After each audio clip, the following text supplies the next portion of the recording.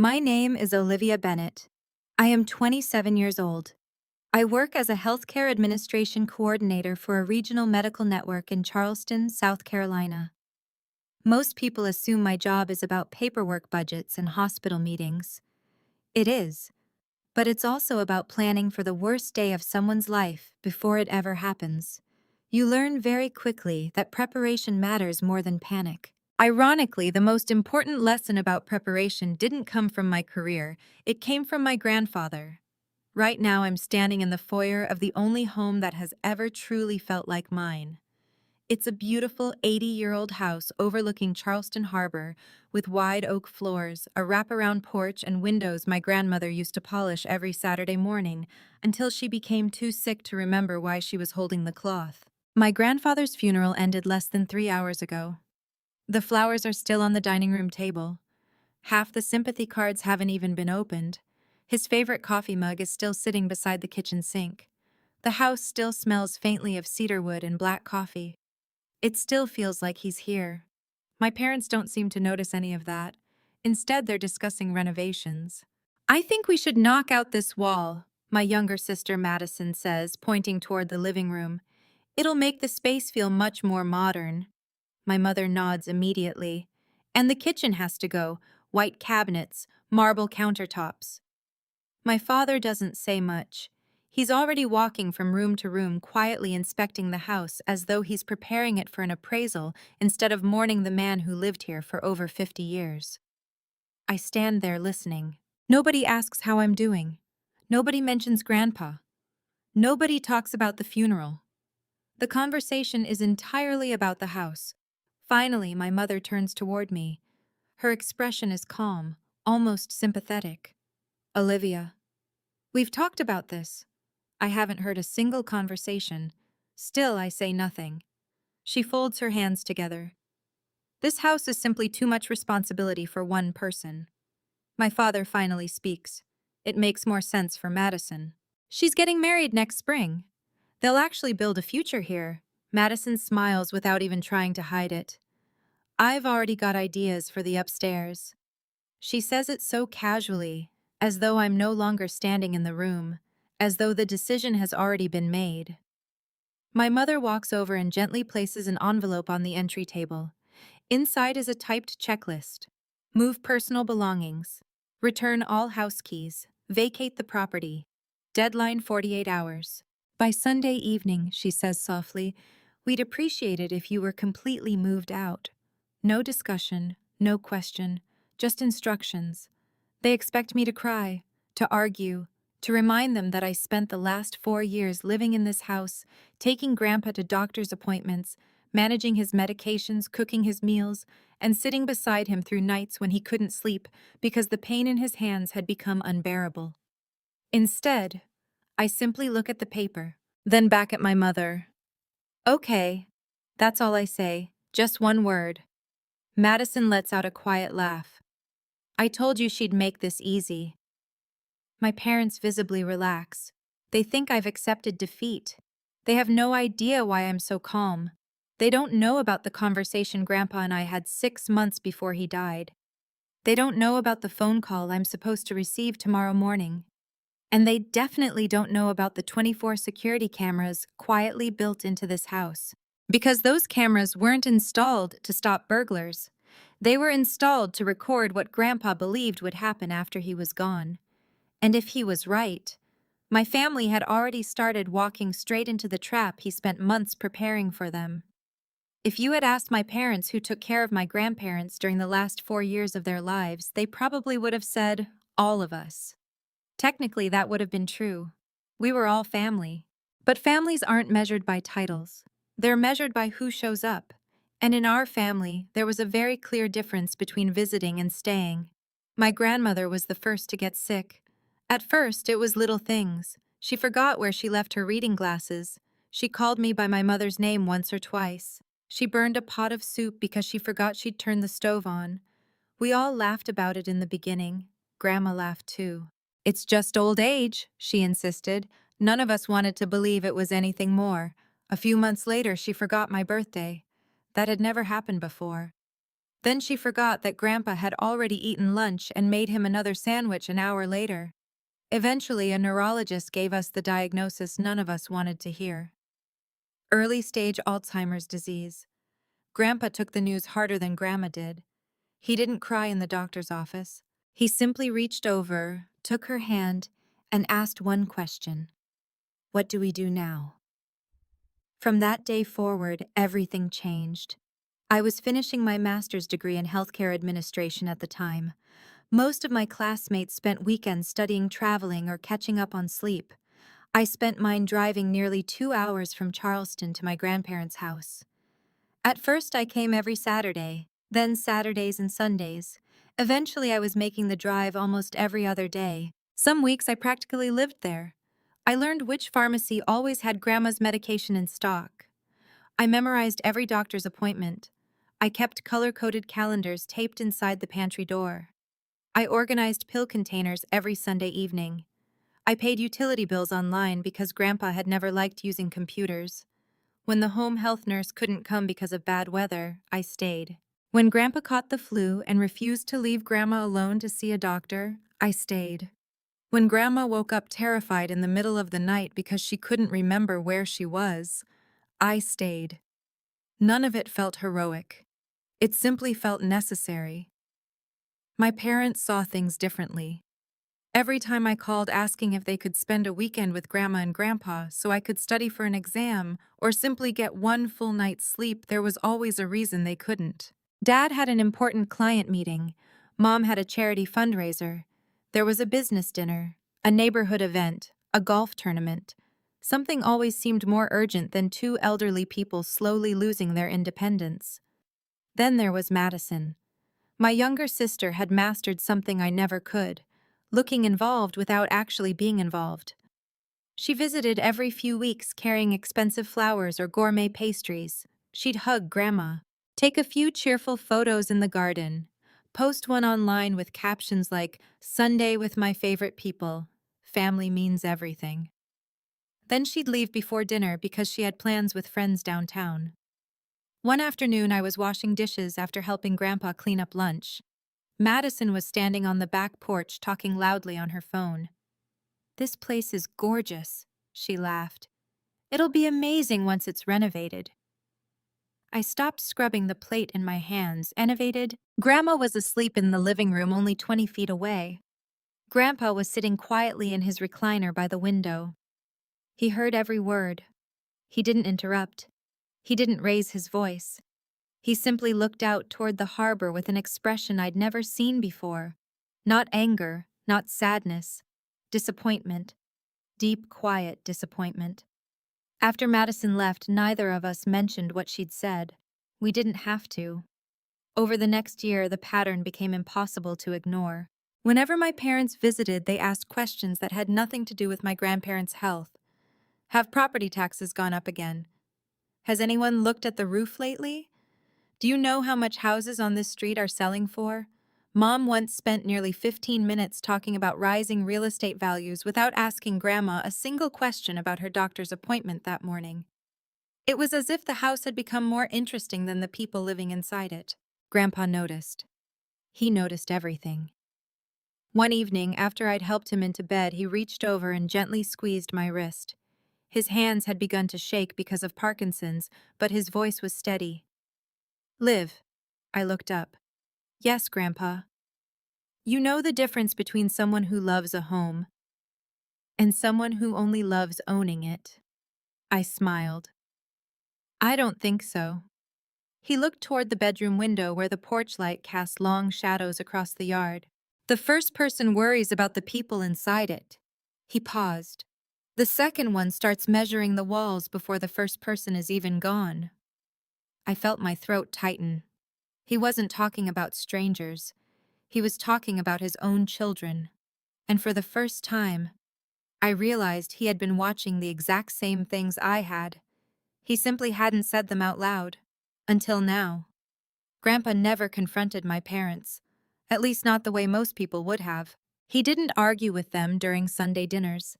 He didn't accuse them of caring more about the house than about him. He simply watched. And the more he watched, the quieter he became. About 6 months before he passed away, he called me one Tuesday afternoon. "Liv," he said, "would you mind taking the day off tomorrow?" "Of course. I need to see someone." The next morning, I drove him into downtown Charleston. He never told me where we were going until we pulled into the parking lot of an old brick office overlooking the marina. The sign outside read, "Samuel Pierce, Attorney at Law." I recognized the name immediately. Samuel had been Grandpa's closest friend for more than 30 years. He'd handled every legal matter Grandpa had ever needed. They played golf together, went fishing together.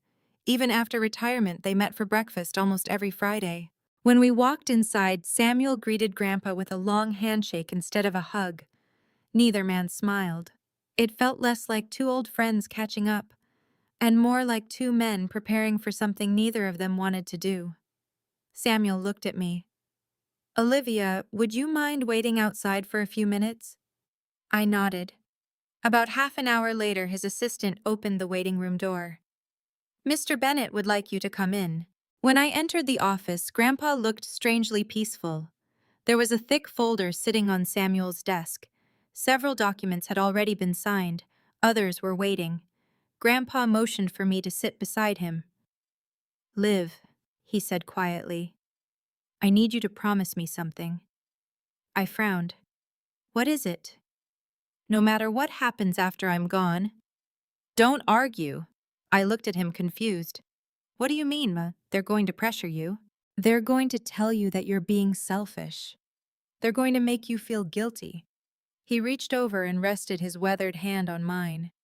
"When that happens, say as little as possible. Just let them talk." I stared at him. "You make it sound like you've already seen the future."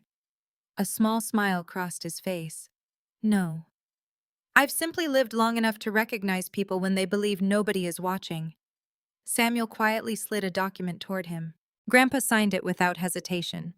"What are you signing?" I asked. Samuel answered before Grandpa could. "Protection. Nothing more, nothing less."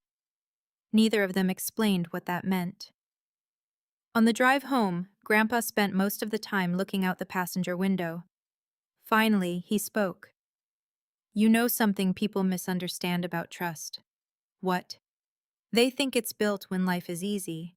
He shook his head. "No. Trust is revealed when something valuable is at stake." I didn't realize then that he wasn't talking about money or property. He was talking about people. About 2 weeks later, Grandpa asked me for one more favor. "There'll be a crew coming to the house on Thursday. They're replacing the security system." I laughed. "Replacing it? We've lived here for decades without cameras." He smiled. "I know. So why now?" He looked around the living room for several seconds before answering. "Because old houses remember." I waited for him to explain. He never did. Thursday morning, 3 technicians arrived in unmarked vans. They spent nearly the entire day running cables through the attic, installing discrete cameras near the entrance's hallways, living room, study, kitchen, garage, and back porch. Even small cameras appeared above the stairwell and outside the master bedroom. By sunset, the house had become one of the most secure private homes I'd ever seen. I joked with Grandpa. "Planning to catch raccoons stealing birdseed?" He laughed. "Something like that." Only Samuel seemed to know the full truth. He stopped by later that evening carrying a tablet. The two of them walked slowly through every room while checking camera angles. Living room, dining room, kitchen, hallway, study, back porch, garage. Every corner was covered. I noticed one final camera mounted almost invisibly above the fireplace. "You really think all of this is necessary?" I asked. Grandpa looked directly at it, then back at me. "I hope not. But if I'm right, these cameras won't protect this house." He paused. "They'll protect the truth." I still didn't understand what he meant. I assumed he was worried about break-ins after his health declined. It seemed logical, reasonable. The thought that he'd installed 24 cameras because he expected his own children to betray him never crossed my mind. Looking back now, I think it crossed his, long before it ever crossed mine. The months that followed were the hardest of my life. Grandpa's Parkinson's progressed faster than any of us expected. Some mornings he struggled just to button his shirt. Other days his hands shook so badly that I had to help him hold a coffee cup. Yet his mind remained remarkably sharp. If anything, he became even more observant. One evening we were sitting on the back porch watching the sunset over the harbor. He suddenly asked, "Do you know why I asked Samuel to install those cameras instead of a regular security company?" I shook my head. No. Because I didn't want anyone in this town talking about it. He smiled faintly. And because Samuel understands evidence. Evidence. The word sounded strangely familiar. What kind of evidence? He looked toward the quiet house behind us. The kind that doesn't have feelings. The kind that doesn't choose sides. The kind nobody can argue with. I laughed softly. You make it sound like you're preparing for a trial. His expression didn't change. In a way, I am. The answer unsettled me. I wanted to ask more questions. Instead, he slowly stood leaning on his cane. As we walked back inside, he stopped beneath the camera above the hallway. He looked directly into its lens for several seconds. Then he turned to me. If people believe nobody is watching, they usually show you exactly who they are. At the time, I thought he was talking about human nature. Months later, I would realize he had been talking about my parents. Grandpa passed away on a quiet Tuesday morning in early October. I was sitting beside his hospital bed when he took his final breath. His hand was still wrapped around mine. He didn't say anything dramatic. No final speech, no last-minute confession. Just one quiet sentence a few minutes earlier. Thank you for staying. Those were the last words he ever spoke to me. The funeral was held 3 days later. It was exactly the kind of service Grandpa would have wanted. Simple, honest, friends from church, old neighbors, a few former coworkers. People stood one after another and talked about his kindness, his patience, and how he never turned away anyone who needed help. My parents cried. Madison cried even harder. Watching them, you would have thought they had spent every weekend by his side. I knew better. So did a few people in that church. The moment the service ended, something shifted.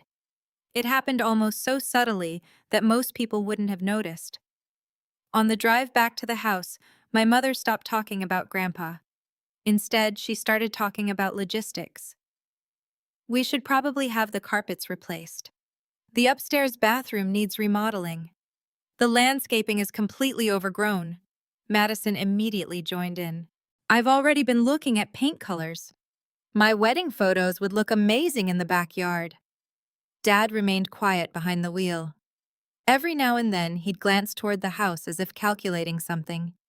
When we arrived, sympathy lasted less than 15 minutes. Relatives gradually left. Neighbors went home. The flower arrangements remained in the foyer.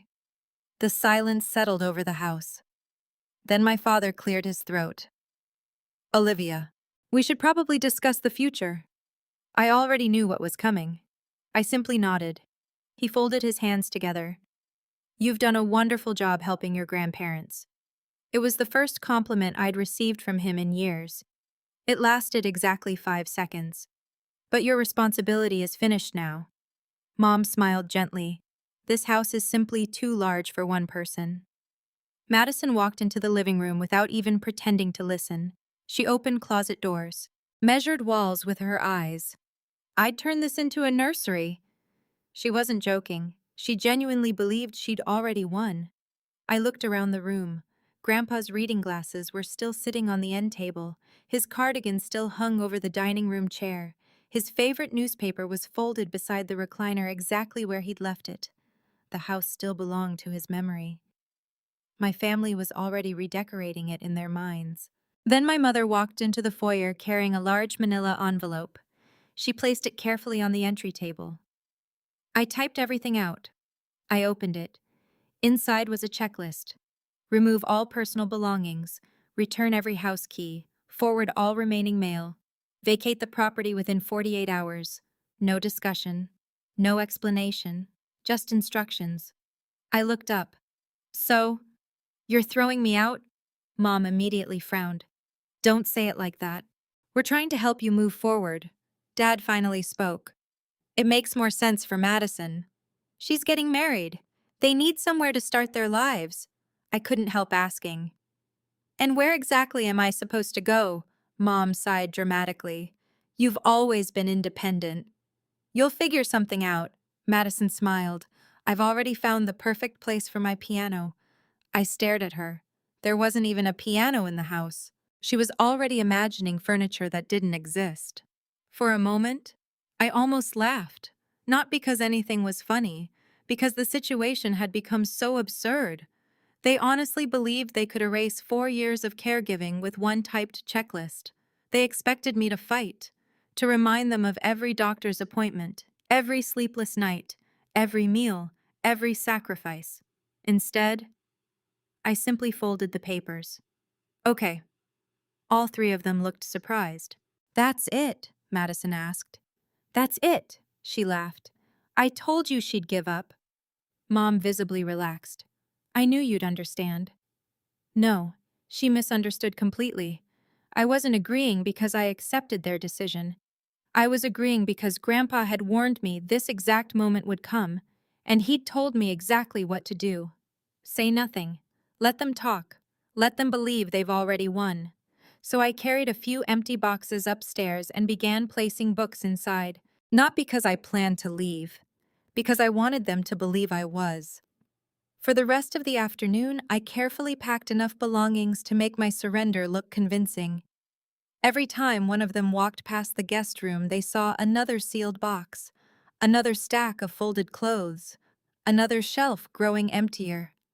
Exactly what they expected to see. That evening after they left, my phone rang. The screen displayed a name I hadn't expected. Samuel Pierce. I answered immediately. Olivia. His voice was calm. How did the conversation go? They gave me 48 hours. There was no surprise in his voice. I thought they might. I leaned against the kitchen counter. What do I do now? There was a brief pause. Then he said the sentence Grandpa had been preparing me to hear for months. It's time. Come to my office tomorrow morning, 9 o'clock. And don't tell anyone. The next morning I drove to Samuel's office. He was already waiting with a laptop, several folders, and a small black external hard drive sitting neatly on his conference table. As soon as I sat down, he slid the hard drive toward me. Do you know what this is? I shook my head. It's the backup server for your grandfather's security system. I frowned. The cameras? He nodded. Arthur didn't install those cameras to stop burglars. He installed them because he believed something else would eventually threaten this house. I felt my stomach tighten. My parents. Samuel didn't answer. Instead, he opened the laptop. Dozens of camera feeds appeared across the screen. Every room, every hallway, every entrance, every corner of the house. They've been recording continuously. For months. I looked at him in disbelief. You mean? He nodded again. Everything that happened after yesterday's funeral was recorded. He clicked the mouse once. The timeline began loading. What you're about to watch is exactly why your grandfather spent the last 6 months preparing for this day. For several seconds, neither of us spoke. Samuel simply let the footage load. A grid of 24 camera angles filled the screen. The front porch, the foyer, the kitchen, Grandpa's study, the dining room, the hallway upstairs, even the back patio overlooking the harbor. Every room in the house had been quietly recording for months. Samuel clicked on the timeline. Let's start here. The timestamp read Friday, 4:18 p.m., about 30 minutes after everyone returned from Grandpa's funeral. The front door opened. My parents walked inside. Madison followed, carrying a bouquet of sympathy flowers. She looked around the empty foyer before dropping the flowers onto the entry table without a second glance. They're already dying, she said. We'll throw them out tomorrow. My chest tightened. Those flowers had been sent by Grandpa's oldest friend less than 2 hours earlier. Mom barely looked at them. Let's deal with the sentimental stuff later. First, we need to figure out this house. Samuel didn't pause the video. He simply let it continue. Dad walked slowly into the living room. He stood in front of Grandpa's favorite recliner. Instead of sitting down, he pulled out his phone. I'll call the contractor Monday. We'll need estimates before winter. Madison wandered into the dining room. The wallpaper has to go. The whole place feels ancient, she laughed. I can't believe Grandpa actually liked this. I felt my stomach twist. She wasn't whispering. She wasn't trying to hide anything. She genuinely believed no one would ever hear those words. Then another camera appeared, Grandpa's study. Mom opened every drawer of his desk, one after another. Tax files, insurance papers, property records. She spread them across the desk. Where would he keep the original deed? Dad answered without even looking up. Probably the safe. Madison smiled. I hope there are jewelry boxes in there too. Samuel finally looked over at me. Still think they were grieving. I couldn't answer. He pressed play again. The footage jumped ahead 20 minutes. Now all three of them were standing in Grandpa's bedroom. Mom opened the closet. Madison began pulling jackets off the hangers. Oh, she held up one of Grandpa's wool coats. This definitely isn't worth keeping. She tossed it onto the floor. Then another, and another. Dad walked toward the bookshelf. What about these? Mom barely glanced over. Donate them. I doubt anybody wants those old history books. I couldn't believe what I was watching. Grandpa had spent 50 years building that library. Every shelf had been organized by hand. Every book had a memory attached to it. To them, it was clutter. Samuel quietly skipped forward again. Another camera. The kitchen. Mom was standing by the window with a notebook. She was making a list. Kitchen remodel. New flooring. Replace all appliances. Madison leaned over her shoulder. What about knocking out the dining room wall? Mom smiled. I like that. It'll increase resale value. Resale. The word echoed in my head. Not preserve, not honor. Sell. Then came the moment neither of us expected. The living room camera. Dad had just walked in carrying 2 cups of coffee. Mom accepted one. She took a sip. Then she smiled. Not sadly. Not nostalgically. Relieved. Well, she exhaled. At least we won't have to pretend anymore. Dad nodded once. I honestly thought he'd hang on another year. Neither of them spoke for several seconds. Then Madison laughed softly. I know this sounds terrible, but now we can finally move on. Samuel froze the video. The room became completely silent. I stared at the screen. Those 3 people were my family, yet I didn't recognize any of them. Samuel slowly closed the laptop. Arthur watched this footage. I looked up. What? He accessed the cameras remotely from his tablet during the last month he was alive. I frowned. But this happened after the funeral. Samuel nodded. Not this part. He opened another folder and removed a handwritten note. Your grandfather asked me to continue reviewing the recordings after his death. He believed the truth wouldn't reveal itself while he was still alive. My throat tightened. So, he knew. Samuel smiled sadly. He didn't know exactly what they would do. But he knew who they would become once they believed the house belonged to them. He reached into the folder one final time. This time he removed a sealed envelope. On the front, in Grandpa's unmistakable handwriting, were just 6 words. For Olivia, only after they show themselves. Samuel placed it gently in front of me. I think, he said quietly, your grandfather has one last conversation he'd like to have with you. At that moment, I realized something that made every piece of the puzzle fall into place. Grandpa hadn't installed those cameras because he expected strangers to steal from him. He installed them because he knew the greatest threat to his home would walk through the front door carrying the same last name he did. I didn't open the envelope right away. I just stared at Grandpa's handwriting. It was the same careful print I'd seen on birthday cards, grocery lists, and little notes he used to leave on the refrigerator whenever he went fishing before sunrise. For a moment, I forgot about the cameras, forgot about my parents, forgot about the house. Samuel waited patiently. "There is something else," he said quietly. I looked up. "What?" "Arthur didn't want you watching those recordings alone." He reached for his phone. "I've already invited your parents and Madison here." I blinked. "You what?" "They think we're having a meeting about the estate." A slow smile crossed his face. "They have no idea what we're actually discussing." An hour later, every seat in Samuel's conference room was occupied. My father sat closest to the door with his arms folded. My mother carried a yellow legal pad, clearly expecting another negotiation. Madison looked irritated.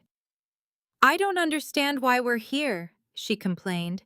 "If Olivia is finally ready to cooperate, couldn't we have done this over lunch?" Samuel ignored the comment. Instead, he connected his laptop to the large television mounted on the wall. The familiar security software appeared on the screen. Dad frowned. "What is this?" "The Bennett Residence Security Archive," Samuel replied. Mom looked confused. "What security archive?" "The one Arthur had installed 6 months before he passed away." Madison laughed. "Grandpa barely knew how to use a smartphone." Samuel met her eyes. He knew exactly how to protect evidence. The room fell silent. He picked up a remote control. "Before we discuss legal matters, I think Arthur wanted all of us to watch something." He pressed play. The first clip began exactly where I'd watched it earlier. The foyer, the funeral flowers, Madison dropping them onto the table. "They're already dying. We'll throw them out tomorrow." Madison's face immediately lost color. That was taken out of context." Nobody answered.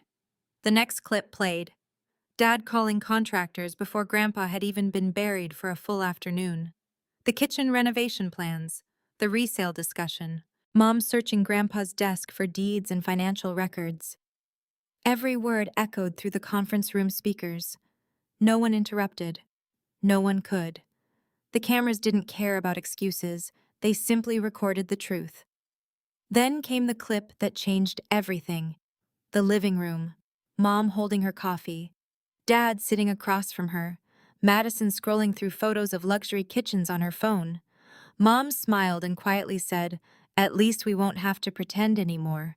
Dad answered, "We should have this place listed before spring." Madison laughed. "I already know what my share is paying for." She turned her phone toward them.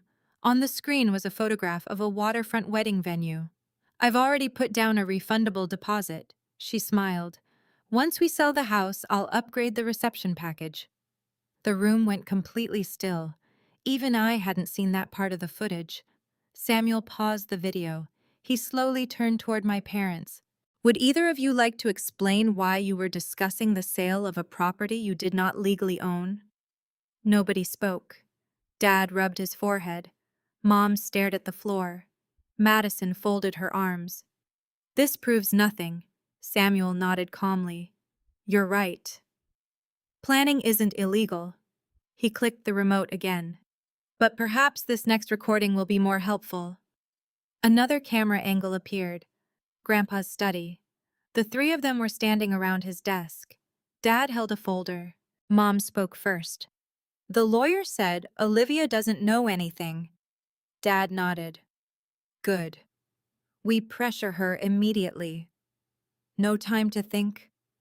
No time to call anyone." Madison laughed. "Give her a deadline."